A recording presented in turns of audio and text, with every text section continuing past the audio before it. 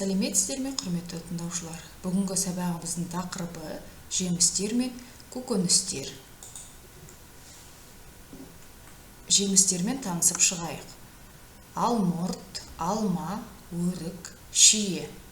Көкөністер: қызанақ, қырыққабат, пияз, картоп, қияр, сәбіз. Түстермен танысып шығайық. Қызыл, сары, жасыл, сарғыш, қоңыр. Бүгінгі сабағымыздың сөздік қорымен танысып шығыңыздар. Қышқыл – кислый, ащы – горький, дәмді – вкусный, піскен – спелый, піспеген – неспелый. Баға – цена. Берініші – дайте, пожалуйста. Жұмсақ – мягкий, қатты – твердый, жеңілдік, скидка. Келесі тапсырма: әр суреттің астына қажетті сөзді жазыңыздар. Сіздерге жемістер мен көкөністердің суреті берілген. Осы суреттерге қатысты сөздерді орналастырып шығыңыздар.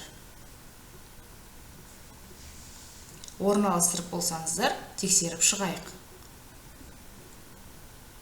Қызыл алма, ащы пияз, дәмді алмұрт, қоңыр картоп, қышқыл лимон, сарғыш сәбіз, сары өрік, піскен шие, піспеген қызанақ, жасыл қияр.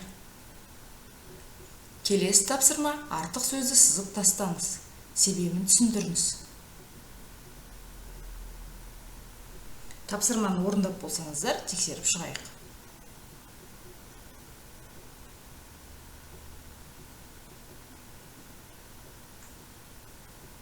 Тапсырманы орындап болдық. Келесі тапсырмаға көшеміз. Келесі бөлім оқылым бөлігі. Мәтінді оқып, жемістер мен көкөністердің атауларын атаңыздар. Мәтінді мұқият оқып болсаңыздар, тапсырма жұмысына көшеміз. Мәтін арқылы сұраққа жауап беріңіздер. Бірінші сұрақ: дүкенде не сатылады? Дүкенде жемістер, көкөністер сатылады. Екінші сұрақ: жемістен не жоқ? Дүкенде жемістен шие жоқ. Қандай көкөніс піспеген? Қызанақ піспеген. Олжас не сатып алды? Олжас картоп, алма, лимон сатып алды. Ал енді сабағымызды бекітеміз.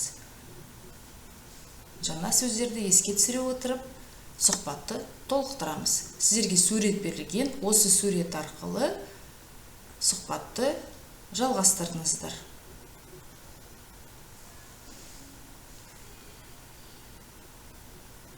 Толықтырып болсаңыздар, тексеріп шығайық. Сәлеметсіз бе? Сәлеметсіз бе? Жұмысыңыз қалай? Жақсы. Өзіңіз туралы қысқаша айтып беріңіз.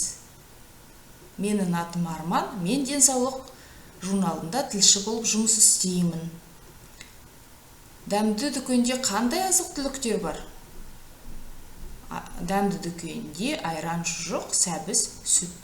Азық-түлік бағасы қандай? Азық-түлік бағасы арзан. Дүкенде отандық өнім көп пе, шетелдік өнім көп пе?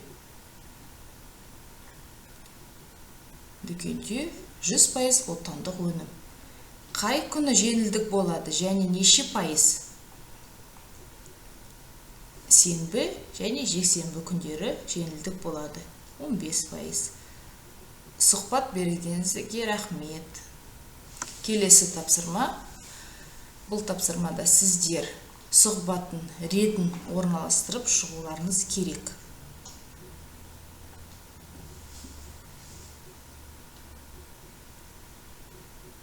Орналастырып болсаңыздар, тексеріп шығайық.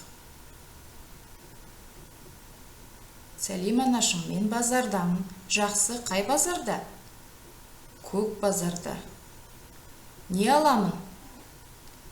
1 келі алма, 3 лимон. Тағы не аламын? Шиенің бағасы қанша екен? 1000 теңге. О, қымбат екен.